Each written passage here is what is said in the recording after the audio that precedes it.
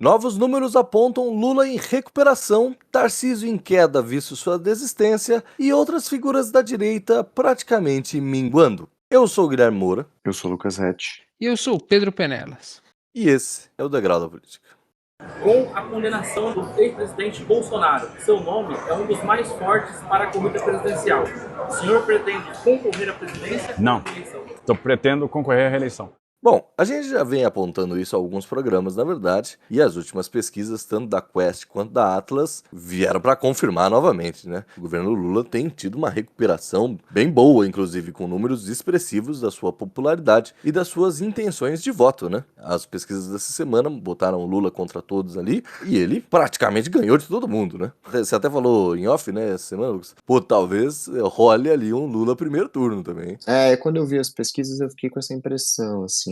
Em algum momento parecia que a reeleição do Lula estava muito comprometida, né? O governo era impopular, outras candidaturas pareciam se solidificar. Acho que o movimento de nacionalização, que antes era muito debatido numa política pré-internet, era um passo importante, mas acho que os outros candidatos já são um pouco mais nacionais, claro que com dimensões diferentes, mas o Tarcísio já é quase conhecido no Brasil todo, né? Então acho que isso já também apresenta uma estabilização maior para candidaturas de oposição, mas as últimas pesquisas têm mostrado a possibilidade concreta do Lula vencer no primeiro turno. E uma das vantagens que eu acho que o Lula vai ter em relação a qualquer outra disputa eleitoral que ele participou, provavelmente ninguém da centro-esquerda vai dividir votos com ele no primeiro turno. Não consigo imaginar uma candidatura alternativa de centro-esquerda. O próprio Ciro Gomes disse que não vai ser candidato à presidência, ele se apresentou como essa candidatura alternativa à esquerda nas últimas duas eleições, mas a gente tem o Garotinho em 2002, então assim, geralmente o Lula concorre contra um candidato, e o PT, englobando aí as candidaturas da Marina contra a Dilma, o PT sempre concorria contra alguém do PSB, ou contra o PDT, ou contra o PV.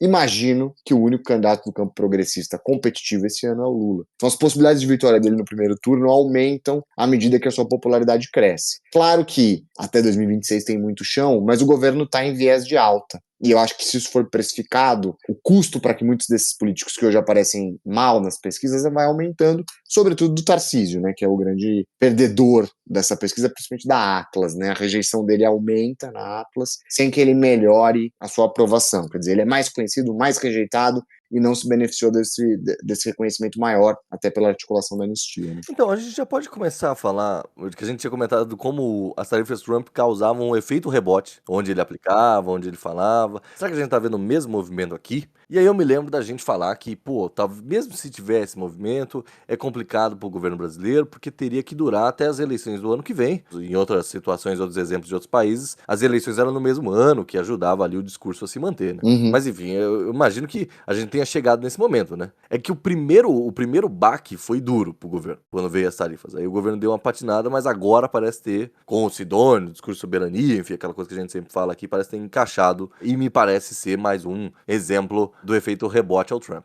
Então, eu pensei muito nisso e acho que esse cenário atual é o melhor não o melhor cenário possível, é o melhor cenário dentro do possível para o Lula. O maior adversário dele em baixa, maior ideologia contra ele, que é bolsonarismo, em baixa, e essa alavancagem que o Trump produziu aqui.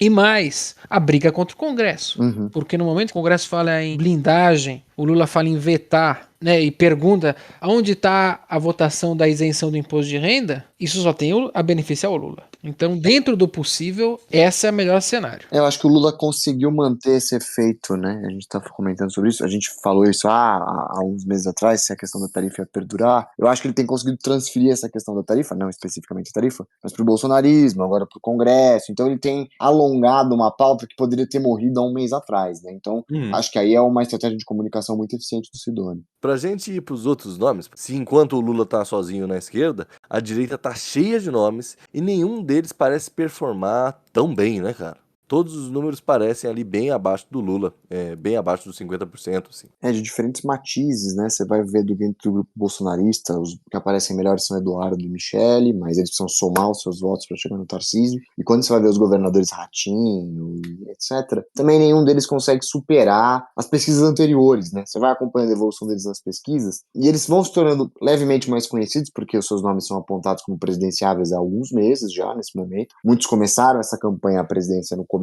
do ano e, claro, quando a campanha começar, a tendência é que as expectativas sejam recalibradas, porque de fato muito boa parte do eleitor vai se deparar com a possibilidade de escolher de fato, né? Por enquanto é uma possibilidade muito remota, hipotética, mas eles não cresceram, né? E eu acho que isso desarticula um pouco para os seus partidos optarem por lançar candidatura. Você vai usar fundo eleitoral e fundo partidário numa candidatura que dificilmente vai conseguir ter resultados mais expressivos do que 30%? Eu acho que essas contas começam a ser feitas em relação a quanto custa uma campanha eleitoral. Talvez seja mais interessante você aproveitar esse acesso privilegiado, feito de partidos com estrutura como União Brasil e etc., para eleger deputado, eleger senador, eleger governador em estados onde você tem condição de eleger governador. Então, eu acho que tudo isso torna o cenário desafiador para o candidato que queira se apresentar como uma alternativa ao PT. Mas da mesma forma, e aí eu tenho um pouco essa impressão, não só do Tarcísio, mas é uma nova noção de política que me é estranha, assim. Porque o cara se candidatar e perder não é necessariamente ruim, faz parte. Muitas vezes você lançar o seu nome a candidato à presidência e perder, porque é uma forma de se nacionalizar, o Lula é o grande exemplo de inúmeras eleições. Mas eu tenho uma impressão de que esses políticos que entraram mais recentemente, aí, eleição de 2018, eleição de 2022, ex-ministros do governo Bolsonaro e tal, eles não têm aquele política como vocação, no sentido weberiano, animal político clássico. Eles querem vencer, eles não querem participar do jogo. Se eles não vencerem, não é interessante. E política você perde muito, né? Assim, os políticos que são mais longevos, mais experientes e mais vitoriosos perderam inúmeras vezes. Perderam em votações expressivas e inexpressivas. A gente vive dando exemplo do Alckmin para a prefeitura, depois para a presidência, e como ele consegue recuperar, porque ele sempre está no jogo, né? Ele sabe que isso faz parte. Ele vai se candidatar numa, perder, voltar, buscar. O Serra, a mesma coisa. Porque são políticos que entendem essas oscilações como parte da trajetória natural de um candidato. Agora, esses políticos mais jovens, sobretudo os mais ligados à direita, me parecem muito condicionados. Eu só me candidato se eu vencer, se eu perder eu me desinteresso, eu me desengajo. E aí foge um pouco dessa característica tradicional da política, eu acho. E outra, que é uma coisa que você já falou sobre o Tarcísio, inclusive, é querer ganhar sem sequer fazer campanha, né? Uhum. Que, por exemplo, se a gente pegar até a própria trajetória do Lula, o Lula, ainda que ele seja pernambucano, etc e tal, e tenha toda uma ligação com o eleitorado do Nordeste, com o PT, assim por diante, o Lula, ele era um político de São Paulo, ligado às grandes centro urbano industrial. E ele só vai, de fato, crescer, assim, e nacionalizar seu nome e virar o Lula que nós da nossa geração já viu, depois da Caravana da Esperança lá. Que ele foi em todas as cidades, pequenininho e tal, engajando o eleitor de base ali, tal. E você não vê esse movimento dos caras hoje. O Lula hoje já não precisa mais fazer isso, né? Porque ele já é o Lula.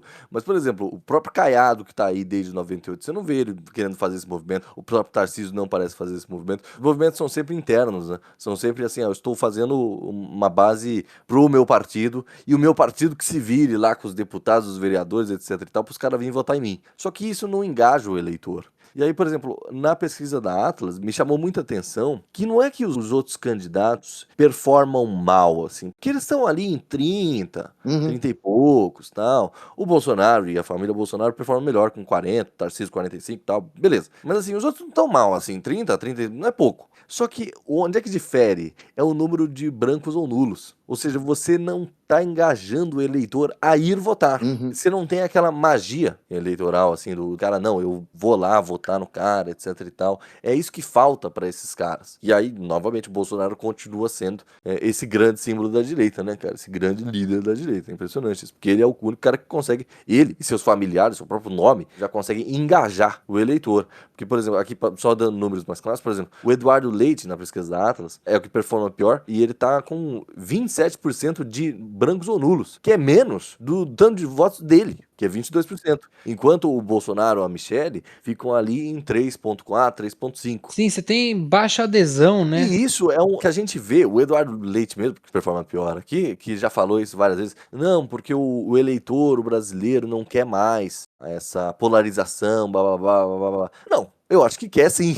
Sim. Exato, acho que desaprendeu, né? Quando o Lula e o Bolsonaro, segundo a Atlas aqui, disputam, só 3,5% dos eleitores não se sentem engajados de votar em um e outro. Sim. Ou seja, o eleitor quer sim a polarização. É isso que ele está buscando. Hoje, na manifestação, eu senti isso, acompanhando ela. Pro bolsonarista eu fui de repórter, pra quem é contra, eu fui fazer protesto. Mas eu sentia... Claro que tinha cartazes contra a PEC da blindagem, mas o maior grito era o contra a anistia, sem anistia. E a pauta de polarização é o sem anistia. Claro. A blindagem é uma pauta geral. A PEC da anistia é uma questão de polarização, então pautar mais a anistia é polarizar também. A gente sempre fala, né? A fala do Leite. Ninguém aguenta mais a polarização. Sim, ninguém aguenta. Mas a pergunta é: estamos dispostos a voltar a um ambiente de não polarização? Estamos acostumados a isso? Aí votar num José Serra da vida usando nem verde e amarelo, nem. Não me parece. Tanto é que a eleição mais xoxa que eu já vi foi para prefeito em São Paulo, em outubro. O pessoal do Boulos sabia que o Boulos ia perder. E o pessoal do Nunes estava nem aí. O eleitor do Nunes votou contra o Boulos, na realidade, né? Que é o cara que polariza. E o cara da direita que levou fama não foi o Nunes, foi o Marçal, que era o cara que polarizava. Que é o cara que polarizava, que tinha o cara que os caras que iam com o boné do M, que não sei o quê. Quando o Serra, não sei, aí vai memória de infância que vai ser mais difícil, mas assim, quando foi a primeira vez que eu vi camisetas, é porque a militância do PT sempre foi mais ativa, sempre foi votar de camiseta, bandeira, né? Ao passo que a tucanada sempre foi mais modesta. A primeira vez que eu vi pessoas com camiseta, e não era Aécio, era contra o PT, Aécio Neves. Não era Aécio Neves contra o PT. Foi o início da polarização, mas você não via um cara que votava no Serra com esse ímpeto, né? Do Alckmin com esse ímpeto. Até porque os dois não tinham ímpeto nenhum, né? Pô, o Serra foi na televisão, falou que comia a mãe dos outros, mano. Exatamente. E é curioso que eu vi alguém falando isso outro dia, eu nunca tinha parado pra pensar. O bolsonarismo, e aí eu vou até incluir o Aécio como um pré-bolsonarista, que a campanha de 2014 já vai marcar um pouco do tom da campanha de 2018, né? Eles passam a usar o verde e amarelo, e a camisa da seleção brasileira ganha muita força em 2015, naquelas manifestações pelo impeachment da Dilma, depois do 7-1, né? Eu não consigo entender essa reivindicação de uma camisa fracassada, né? Porque, assim, antes do 7-1, a camisa CBF não era muito popular, né? Assim, Não, então, é uma reivindicação de uma camisa fracassada. Mas tudo para falar que isso que você trouxe, Guilherme, do número de abstenções, reforça um pouco o que eu estava tentando construir no meu comentário sobre a nacionalização desses candidatos e essa vocação da política, porque você poderia vencer essa resistência de você não mobilizar o eleitor se candidatando e perdendo, mas se apresentando como uma alternativa viável ao PT. Se o Eduardo Leite ou algum desses caras é candidato, e mesmo que não consiga vencer, mesmo que perca no primeiro turno, é uma forma de você mostrar para o eleitor que você é uma das alternativas como oposição a um eventual sucessor do Lula em 30, 34, independentemente do contexto ou circunstância. Agora, essa ideia de que você só concorre a eleições que você vai ganhar vai limar muitos quadros da direita brasileira. Eu tenho a impressão que isso já aconteceu com o Dória e aconteceu com outros nomes. Participar do jogo da política é um pouco isso. E aí eu acho que é um ponto que é mais forte da pesquisa da Atlas. O Eduardo Bolsonaro sabe disso. E me parece uma das figuras que entende esse movimento de derrotas para a construção de vitórias, até por isso vai para os Estados Unidos. Ele quer construir um grupo eduardista, já que vai ter uma sucessão de carisma, esse espólio vai para algum lugar, pensando que as pesquisas eleitorais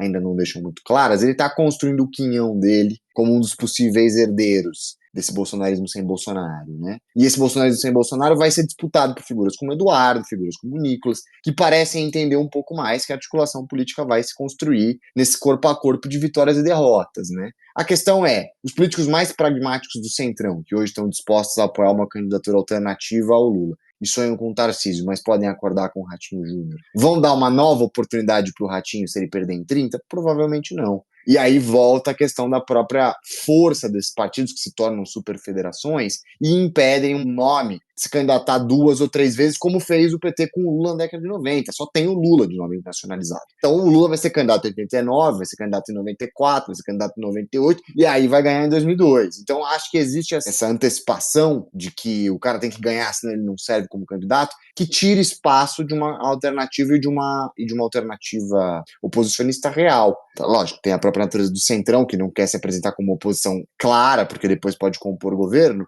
mas se Ciro Nogueira, Antônio Rueda, esses nomes querem se destacar como, de fato, candidatos oposicionistas, passa um pouco por entender que a nacionalização de um nome do bolsonarismo pós-Bolsonaro talvez signifique disputar 2 ou 3 eleições e aí vencer. E não ficar trocando de candidato à eleição presidencial como um time que perdeu na 5ª rodada do Brasileirão faz, sabe? Mas aí, eu concordo com você, eu concordo com o que você está falando, mas só para dar um argumento contrário. Será que também o eleitor não vê essas sucessivas derrotas, o eleitor não passou a ver isso com uma fraqueza? Que é o exemplo do Ciro Gomes, eu acho. baixo. Uhum. Ainda que ele tenha performado com 30% aqui na Quest, o que tá na média dos outros. Mas o Ciro, hoje, ele tem aquela pecha do Rubinho, assim, que ele nunca vai ganhar. Uhum. Então, será que o próprio eleitor, por o Lula e o Bolsonaro e essas figuras que a gente falou de polarizantes, né, não serem tão aglutinantes no carisma, etc., na intenção do eleitor, o jogo já não deixa mais o cara trilhar esse caminho, sabe, de derrotas. Porque aí ele fica com uma pecha de perdedor. E o brasileiro tem esse negócio, viu, do coach aí. Se você perde,